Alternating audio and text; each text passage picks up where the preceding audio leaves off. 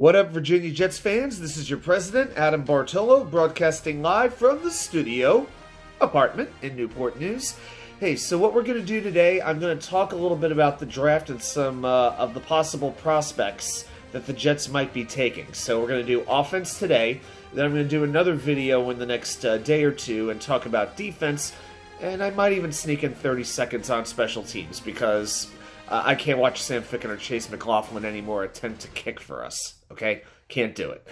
So, what I want to do is talk about the 5 different offensive positions, well, the 6 offensive positions, really. Break down where I could see Joe Douglas trying to target that position, and then some possible players who might be scheme fits, and some players who might be available when the time comes to draft.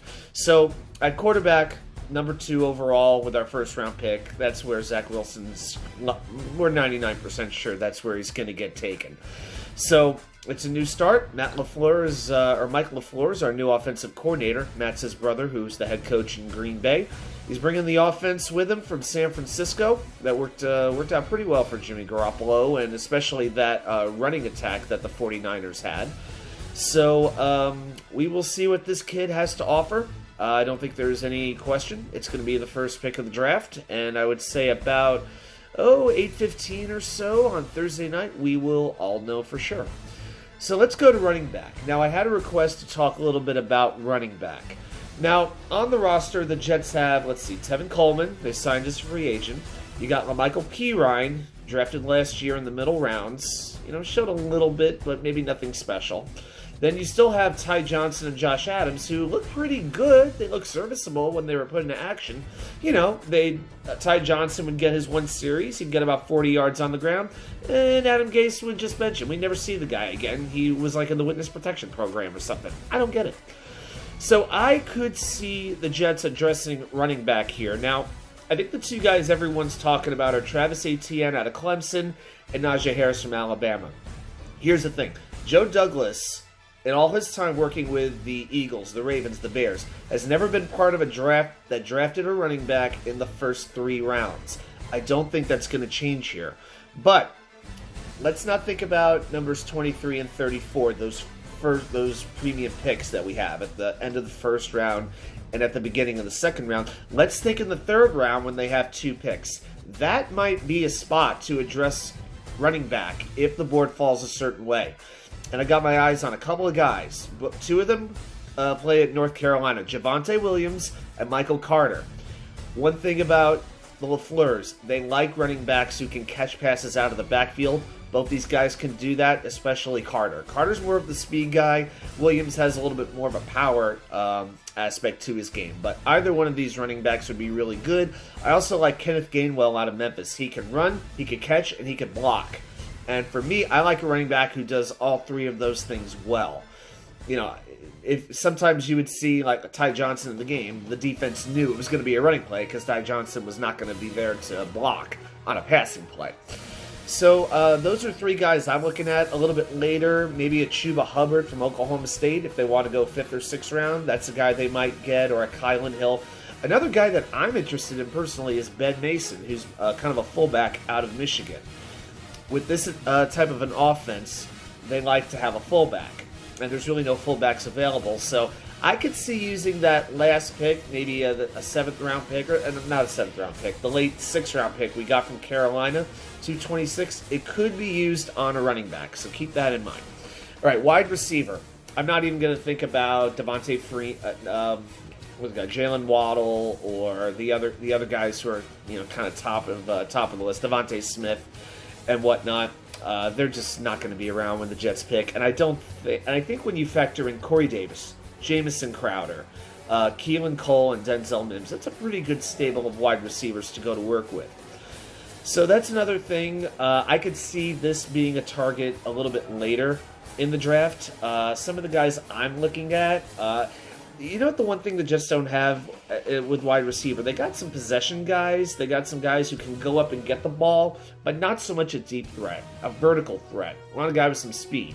So a couple guys that I am looking at, Jalen Darden out of North Texas. This guy is very hard to tackle. He's very elusive. He's slippery. He doesn't drop passes.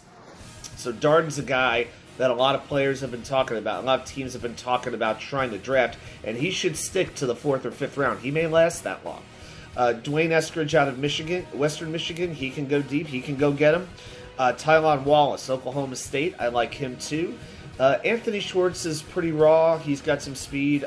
Schwartz is from Auburn. That might be a guy they go after. Another late round target, a sleeper, is Dax Milne. Who is Dax Milne, you might ask? He just happened to be Zach Wilson's go-to wide receiver at BYU.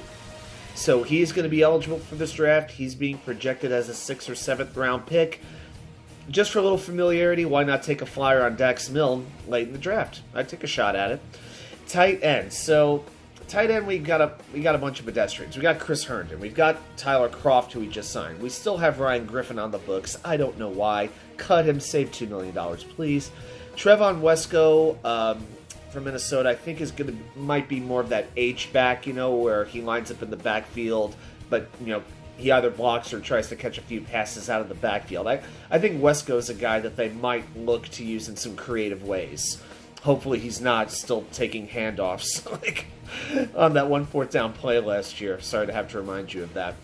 But at tight end, there's quite a few guys right in the 2nd round, 3rd round that could be gotten, that could be definite sources of strength. You have Tommy Tremble out of Notre Dame. You have Brevin Jordan from Miami. Hunter Long from Boston College. Even Kenny Yeboah from Mississippi. Nick Eubanks could be a late pick from Michigan.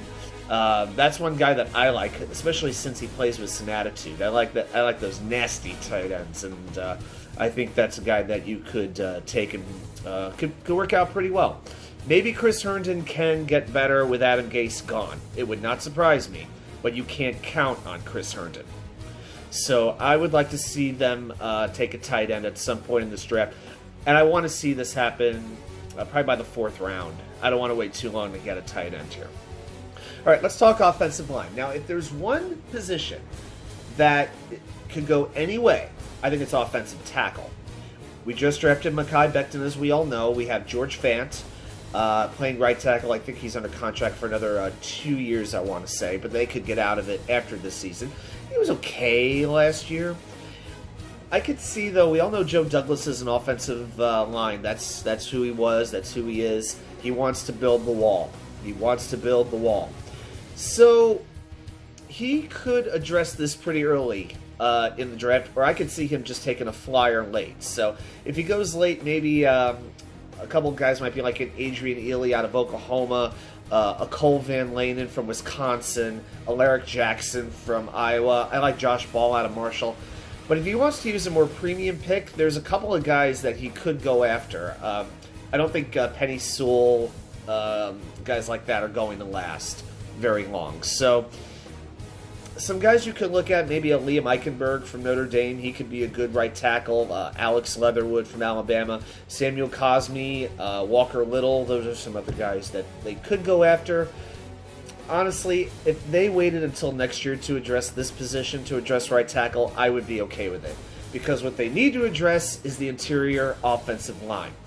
Now, right now we have Cameron Clark. I'm curious to see what happens with him. He didn't play it last year, but I wonder what the coaches think of him. Can he plug and play in after not playing at all last year, mostly due to injuries? I mean, right now we have Alex Lewis, who's making $5 million, and he should be gone. I'm sorry. He does not need to be making that kind of money.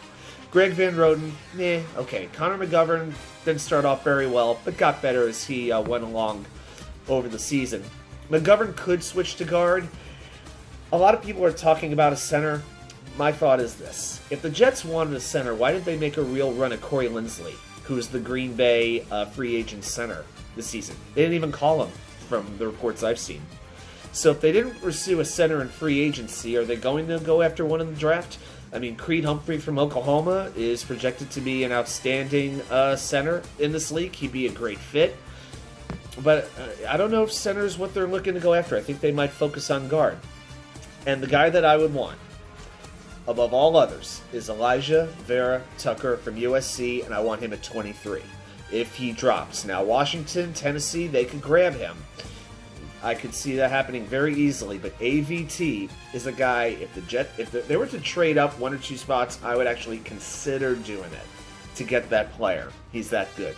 Wyatt Davis, Ohio State, that's a guy who's done a lot of zone blocking, which is what the LaFleurs like to do, so Wyatt Davis could be a very good fit as a plug-and-play guard, excellent pass blocker, so that's something that I could see at 34. Now, a couple of other guys that I think are intriguing. If they do go center, Quinn Miners from that football powerhouse, University of Wisconsin-Whitewater. A lot of grades they've turned out. Kidding. Quinn Miners, though, has been rising up the draft boards rapidly. That is a guy that could go second round. He could go early. Landon Dickerson from Alabama has incredible physical gifts. Problem is, he's had 2 ACL tears. So, do you want to take that chance? I feel like the Jets are not in a position to draft boomer bust guys, especially early on. I would almost rather take the high floor guy at this point. It's like, if it doesn't work out, you should still have a reliable player, a good starter. They can't afford to miss especially on these first and second round picks. But a couple of other guys to watch out for a little bit later in the draft. Kendrick Green, a guard from Illinois, he's been rising up. Drake Jackson, center from Kentucky, he's getting a lot of love right now. Aaron Banks, guard from Notre Dame, that's a guy I would consider too. And Robert Hainsey, that's another guard I would watch out for as well. So those are just some guys to watch out.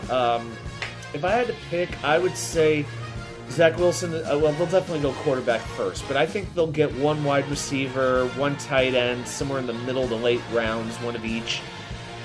They'll definitely go guard. I think they'll go 2 offensive linemen in this draft, which is the same thing that they did last year with Mekhi Becton and Cam Clark. But this time they got to focus more on the interior. And if they went offensive line, they doubled up at 23 and 34, I would not be upset about that. If they got Elijah Vera Tucker and either Creed Humphrey or Wyatt Davis, I would be thrilled.